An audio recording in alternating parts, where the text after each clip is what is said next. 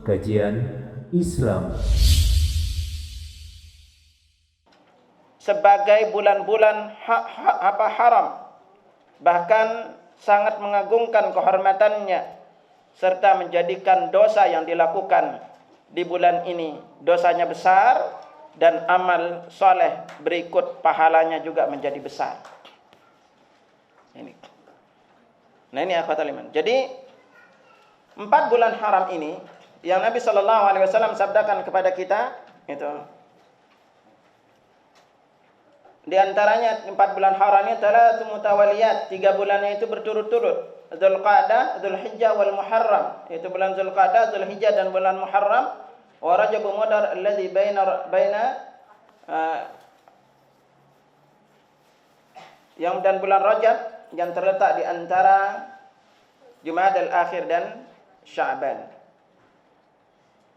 Nah ini jadi 4 bulan ini jamaah rahimakumullah, ini adalah bulan-bulan terbaik beramal saleh. Nanti kita akan rinci di antara beberapa bulan ini amalan-amalan apa yang ada, terutama nanti di Dzulqa'dah dan yang lainnya. Ya, secara umum 4 bulan ini adalah waktu terbaik untuk beribadah.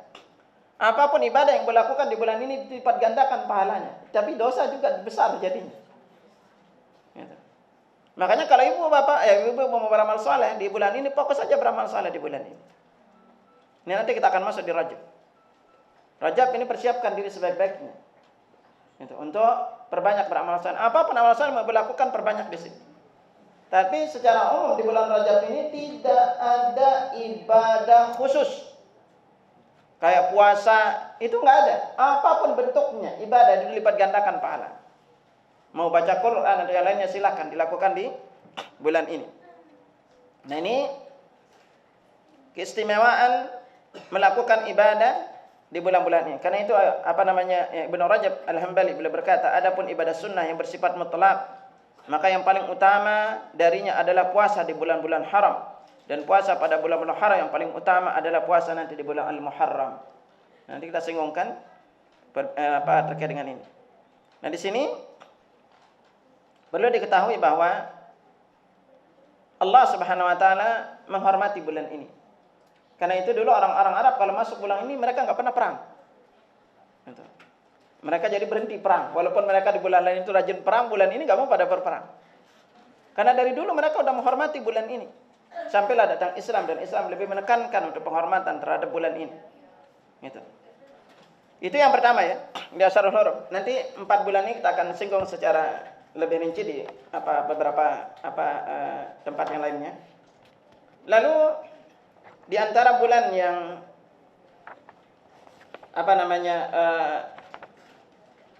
memiliki keutamaan besar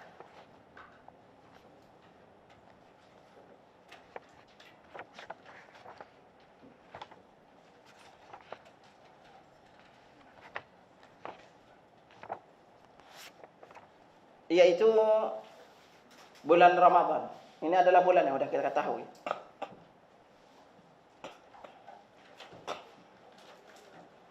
Bulan Ramadan yang Allah Subhanahu wa taala firmankan dalam surat Al-Baqarah ayat 185, "Syahrul Ramadan alladzi unzila fihi al-Qur'an hudan lin-nasi wa bayyinatin minal huda wal furqan. Faman syahida minkum asy-syahra falyasum." Bulan Ramadan, bulan di dalamnya diturunkan Al-Qur'an sebagai petunjuk manusia bagi manusia dan penjelasan mengenai petunjuk itu dan pembeda antara yang hak dan yang batil. Karena itu barang siapa di antara kamu yang hadir di negeri tempat tinggalnya di bulan itu, maka hendaklah ia berpuasa pada bulan tersebut. Nah ini kalau Ramadan, ikhwatal iman rahimakumullah, kita rata-rata udah ngerti keutamaannya. Karena Al-Hafiz Ibnu Katsir ketika menafsirkan ayat ini, Allah Subhanahu wa taala memuji bulan Ramadan daripada bulan lainnya, yaitu dengan memilihnya sebagai waktu diturunkan Al-Qur'an yang mulia. Nah, di antara amalan-amalan yang sudah kita ketahui di antaranya adalah siyam Ramadan. Yang Nabi sallallahu alaihi wasallam sabdakan, "Man qama Ramadan, man shama Ramadhana imanan wa ihtisaban, ghufira lahu ma taqaddama min dhanbi." Barang siapa yang siyam Ramadan dengan iman dan ihtisab, artinya mengharapkan pahala dari Allah, maka dosa-dosa yang dulu diampuni. Begitu juga halnya dengan qiyam Ramadan, itu salat tarawih. Nabi sallallahu alaihi wasallam bersabda, "Man qama ramadhana imanan wa ihtisaban, ghufira lahu ma taqaddama min dhanbi." Barang siapa yang qiyam Ramadan dengan iman dan mengharapkan pahala dari Allah, maka Allah ampuni dosa-dosanya yang lalu. Nah, ini secara umum di bulan Ramadan ini, akhwatal iman rahimakumullah, besarnya keutamaan kita sudah sering dengar. Tetapi di antara keistimewaannya adalah Allah Subhanahu wa taala membantu kita di bulan Ramadan ini dengan dibelenggunya syaitan. Makanya rata-rata di bulan Ramadan kita lebih semangat beribadah di hari-hari lainnya. Nah, ini keistimewaannya karena Allah membantu kita dengan cara membelenggu syaitan, sehingga gangguan atau kekuatan gangguan syaitan itu berkurang pada diri kita. Tetapi kalau di bulan Ramadan kita masih tetap tidak senang beramal soleh, masih malas beramal soleh, berarti itu tandanya iblis nggak butuh ganggu kita.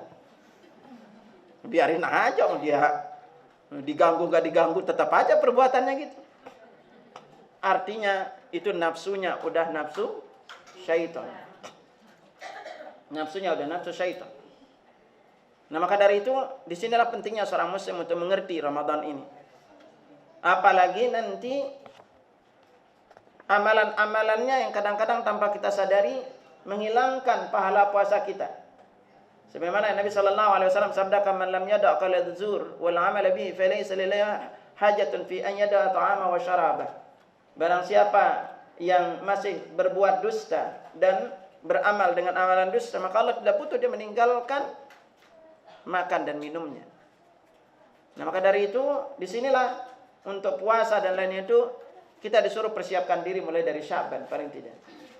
Rajin-rajinlah baca Al-Quran di bulan-bulan ini, karena ini akan di satu sisi dilipat gandakan pahala. Nanti Sya'ban juga memiliki keistimewaan tersendiri sebagai runutan sebenarnya dari Ramadan. Nah, sebelum kita ini 3 bulan ini mulai dari Sya'ban, lalu kita runut dari Rajab, lalu masuk Sya'ban, Ramadan, Zulhijjah, Zulqa'dah, Zulhijjah, Muharram. Ini sebenarnya rangkaian bulan yang semuanya ini adalah bulan-bulan ladang amal kebaikan. Nah, makanya bulan-bulan ini karena beberapa berikutnya kita akan masuk, Anda fokus untuk menyuguhkan hari-hari ini untuk kita lebih fokus untuk beramal saleh. Nah, di bulan Ramadan sekali lagi ada beberapa momen-momen yang juga memiliki keistimewaan untuk kita beramal saleh. Di antaranya apa? Di 10 hari terakhir Ramadan. Ini adalah kebiasaan Nabi sallallahu alaihi wasallam di 10 terakhir ini.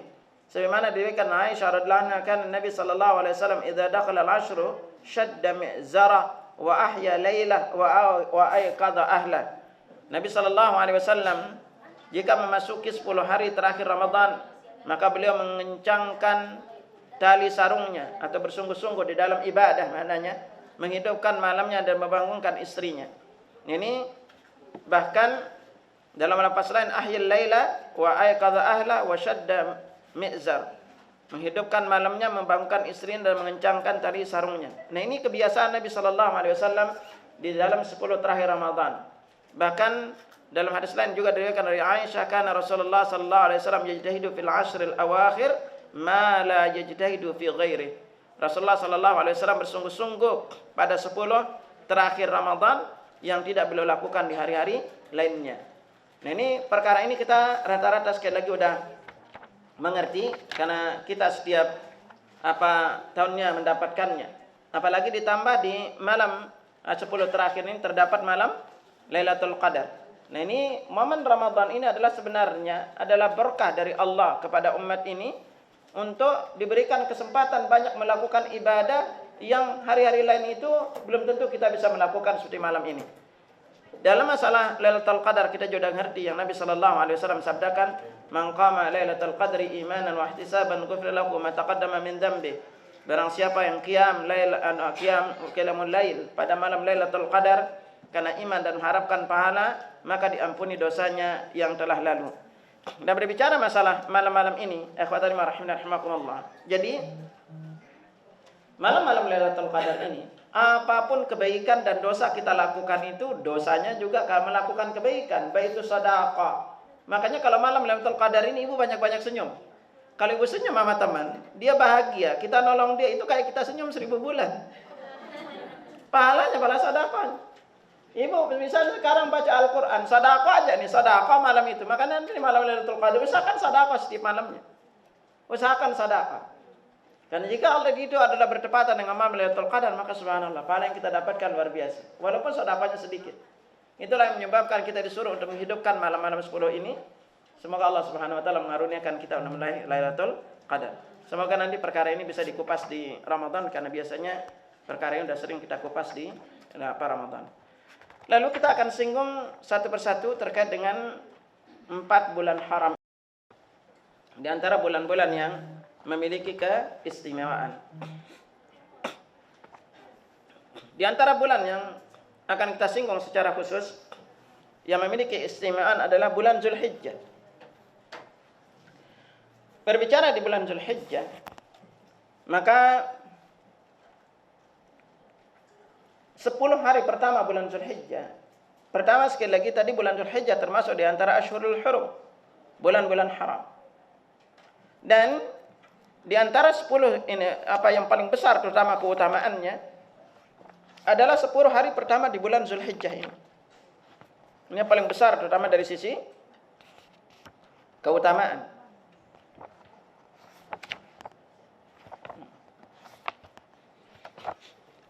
Sebagaimana Allah Subhanahu wa taala firmankan dalam surah Al-Fajr, wal fajri wa layalin 'ashr. Demi fajar dan malam yang 10. Nah, Ibnu Abbas berkata 10 malam yang dijadikan sebagai objek sumpah oleh Allah adalah 10 malam pertama di bulan Zulhijjah. Nah, pendapat ini juga dinyatakan oleh Ibnu Zubair, Abdullah bin Zubair, Masruq, Ikrimah, Mujahid, Qatadah, Ad-Dahhak, Sa'di dan Imam Qatil dan selainnya. Dan ini sekali lagi Ibnu Rajab Al-Hambali berkata adapun malam yang 10 adalah 10 malam Zulhijjah. Inilah pendapat yang benar yang dipegang oleh mayoritas ulama tafsir di kalangan salaf dan selain mereka, dan inilah yang sahih dari Ibnu Abbas dan diriwayatkan darinya lebih dari satu jalur. Nah, saking luar biasanya, terutama sebelumnya Nabi SAW juga bersabda, "Mal 'amalu fi ayyamil 'ashr afdalu min al-'amali fi hadhihi." Tidak ada hari atau tidak ada amalan pada 10 hari ini yang lebih baik daripada amalan yang dilakukan di 10 hari pertama bulan Zulhijjah. Qalu walal jihad, sahabat bertanya tidak pula jihad? Qal, beliau bersabda, walal jihad, tidak pula jihad. Illa rajulun kharaja yukhatiru bi nafsi wa mali falam yarji bi syai'. Kecuali seorang itu pergi dengan membawa diri dan hartanya dan dia tidak pulang kembali sama sekali. Nah, dia meninggal di jalan Allah. Nah, karena itu di 10 hari pertama di bulan Zulhijjah ini luar biasanya apa? Di sini terdapat ibadah haji yang termasuk rukun Islam. Dan juga di antaranya itu adalah hari pertama bulan 10 pertama bulan Zulhijjah ini. Di antara keistimewaannya Nabi sallallahu alaihi wasallam bersabda, "Adamul ayyam indallahi tabaraka ta'ala yaumul nahar tsumma yaumul qar." Dan hari paling agung di sisi Allah adalah hari nahar, hari penyembelihan. Dan yaumul qar, kemudian hari tasyrik. Nah, jadi di 10 hari pertama bulan Zulhijjah ini di antara amalan besar yang kita lakukan, ibadah-ibadahnya, di antaranya pertama tadi 10 hari pertama yang terbaik. Bahkan ahlul ilm menjelaskan 10 hari pertama bulan Zulhijjah itu lebih afdal dibanding 10 hari terakhir bulan Ramadan. Dan 10 malam Ramadan jauh lebih baik dibanding malam-malam lainnya, karena di sana terdapat malam Lailatul Qadar. Jadi kalau hari, maka yang menang itu adalah 10 hari pertama di bulan Zulhijjah. Kalau malamnya adalah Ramadan. Ini kalau berbicara dari sisi ini. Di satu sisi, 10 hari pertama di bulan Zulhijjah ini, tanggal 9-nya kita puasa. Puasa apa? Arafah. Yang Nabi SAW sabdakan pada kita keutamaannya, "Ma min yaumin aktsara min an yu'tiqallahu fi 'abdan minan nar min yaumi Arafah." Tidak ada hari Allah paling banyak membebaskan manusia dari api neraka itu selain hari Arafah. Wa innahu la yadnu, Allah itu mendekat pada hari Arafah. Tumayyibahi bihumul malaikat. Kemudian membanggakan orang-orang yang ada di Arafah kepada para malaikatnya. Fayaqul, Allah bertanya, "Ma harada haula?" Apa yang mereka inginkan. Nah, ini jadi di sini 10 hari pertama ini termasuk di antara dalamnya hari Arafah.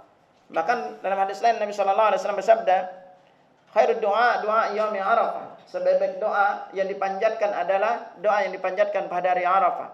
Lalu Nabi melanjutkan wa khairu ma qultu ana wa nabiyyuna min qabli.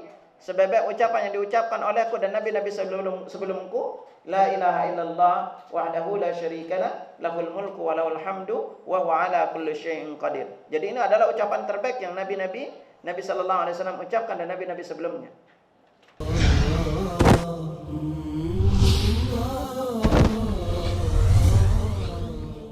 Kajian Islam.